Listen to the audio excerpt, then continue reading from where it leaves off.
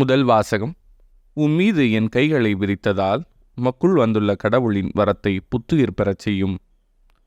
திருத்தூதர் பவுல் தீமோத்தேயுவுக்கு எழுதிய 2ஆம் திருமுகத்திலிருந்து வாசகம். அதிகாரம் 1, இறைவசனங்கள் 1 முதல் 3 முடிய மற்றும் 6 முதல் 12 முடிய. என் அன்பார்ந்த பிள்ளை தீமோத்தேயுவுக்கு கடவுளின் திருவுளத்தால் கிறிஸ்து இயேசு அருளும் வாழ்வு பற்றிய வாக்குறுதிக்கு ஏற்ப அவருடைய திருத்தூதனான பவுல் எழுதுவது. தந்தையாம் கடவுளிடமிருந்தும் நம் ஆண்டவராம் கிறிஸ்து இயேசுவிடமிருந்தும் அருளும் இரக்கமும் அமைதியும் உரித்தாகுக. என் முன்னோரைப் போன்று தூய்மையான மனச்சான்றுடன் கடவுளுக்கு பணியாற்றும் நான் அவருக்கு நன்றி கூறுகிறேன். இரவும் பகலும் இடைவிடாமல் என் மன்றாட்டுகளில் உன்னை நினைவு கூறுகிறேன். உன் மீது என் கைகளை வைத்து திருப்பணியில் அமர்த்திய போது உனக்குள் எழுந்த கடவுளின் அருட்கொடையினை தூண்டி எழுப்புமாறு நினைவுறுத்துகிறேன். கடவுள் நமக்கு கோழை உள்ளத்தினை அல்ல, வல்லமையும் அன்பும் கட்டுப்பாடும் கொண்ட உள்ளத்தையே வழங்கியுள்ளார். எனவே நம் ஆண்டவருக்கு நீ சான்று பகர்வதை குறித்தோ அவர் பொருட்டு நான் கைதியாக இருப்பதை குறித்தோ வெட்கமடைய தேவையில்லை. கடவுளின் வல்லமைக்கேற்ப நற்செய்தியின் பொருட்டு துன்பத்தில் என்னுடன் பங்கு கொள். அவர் நம் செயல்களை முன்னிட்டு அல்ல, காலங்களுக்கு முந்தைய தமது தீர்மானத்தின்படி கிறிஸ்து இயேசு வழியாக நமக்கு அளிக்கப்பட்ட அருளின்படி நம்மை மீட்டுள்ளார். நமக்கு தூய அழைப்பு விடுத்துள்ளார்.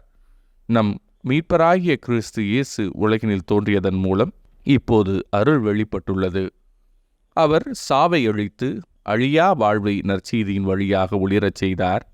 அந்த நற்செய்தி அறிவிப்பவனாகவும் திருத்தூதனாகவும் போதகனாகவும் நான் ஏற்படுத்தப்பட்டுள்ளேன். இதன் பொருட்டே நான் இவ்வாறு துன்புற்று வருகிறேன். எனினும் வெட்கமுறுவதில்லை. ஏனெனில் நான் யாரிடம் நம்பிக்கை கொண்டுள்ளேன் என அறிவேன்.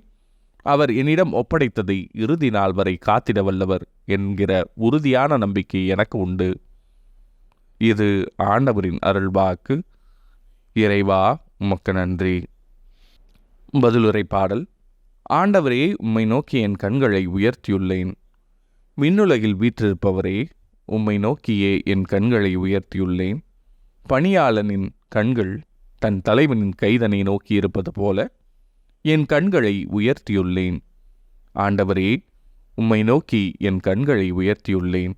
பணிப்பெண்களின் கண்கள் தன் தலைவியின் கைதனை நோக்கியிருப்பது போல என் கடவுளாகிய ஆண்டவரே, நீர் எமக்கு இறங்கும் வரை என் கண்கள் உம்மையே நோக்கியிருக்கும். ஆண்டவரே, உம்மை நோக்கி என் கண்களை உயர்த்தியுள்ளேன். நற்செய்தி வாசகம். அவர் வாழ்வோரின் கடவுள், இறந்தோரின் கடவுள் அல்லர். மார்க் எழுதிய தூய நற்செய்தியிலிருந்து வாசகம்.